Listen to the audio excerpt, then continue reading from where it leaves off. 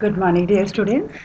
Welcome back to your one more session of your online classes from lesson number 8, Motion. Children, today I am not going to teach you something new, but children, today I will teach you how to solve the numericals, which are based on lesson number 8.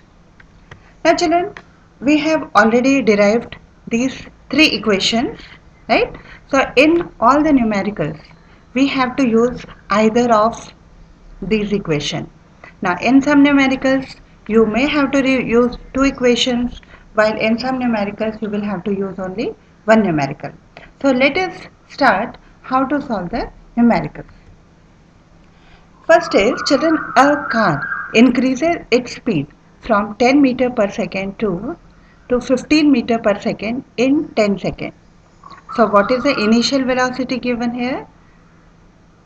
Means when the car started, what was its speed?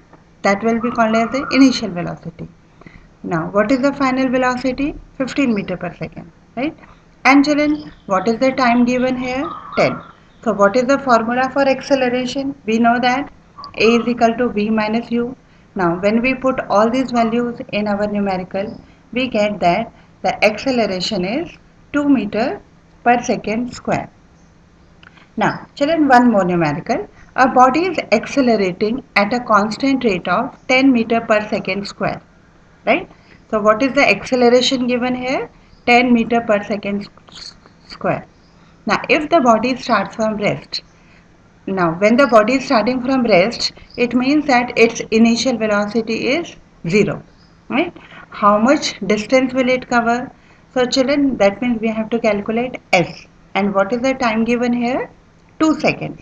Now children, we have two equations for finding the distance. One is s is equal to ut plus half at square and another is 2as v square minus u square. Now you may be finding it little bit difficult that which equation we have to use. Now children, whenever you solve any numerical, first you must write given. When you will write given, you will automatically understand which equation has to be used. So here only initial velocity is given. So we will use this second equation. When we substitute the value, we get the answer as 10 meter. The distance, SI unit of distance is 10 meter. Now another is a car acquires a velocity. Acquires means it has gained, right? So 20 meter per second is the final velocity. From rest, rest means the initial velocity is 0. How much is the time given here? 10 seconds. So from here again we have got three values. So children, from these three values we can very easily find the acceleration. Okay, now once we know the acceleration, we can always find the distance. So in this particular numerical and such type of more numerical, we will be using how many equations, children? Two equations. So first we will find the acceleration. Once we get the value of acceleration, we can find the distance, right? So children, these are some numericals that I have given you, right? So children, only in some of the numericals there is a twist. So let me explain you. Now children, when you solve a numerical, you must see to that you must focus on the SI units, right? SI unit. SI, we must try to solve all the numerical in the SI unit. But sometimes it happens that SI units are not there. For example, in this third question, a bus is moving with a velocity with a speed of 54 kilometer per hour. So here the it is not given in SI unit, right? But the time is given in second. So how do we find? How do we do this? We have to convert kilometer per hour into meter per second, right? So we will multiply it 54 into 1000 divided by 3600, right? Okay, so you will have to do, you will have to convert the SI unit. Similarly, in the last numerical, 72 kilometer per hour, again you will have to convert it into meter per second, and children, minutes again into second, so 5 into 60.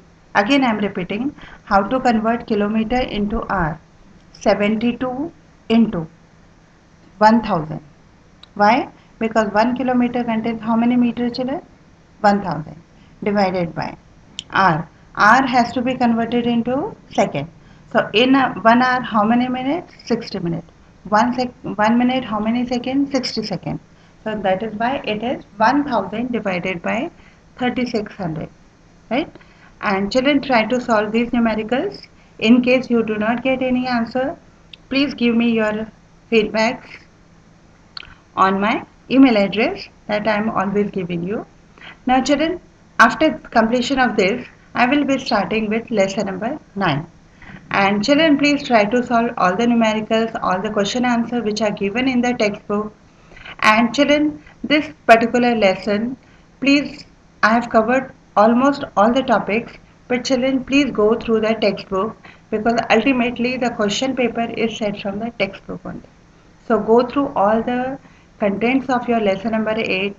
In case you do not understand anything, please give me your feedback on my either on the school website or on my email address. Thank you.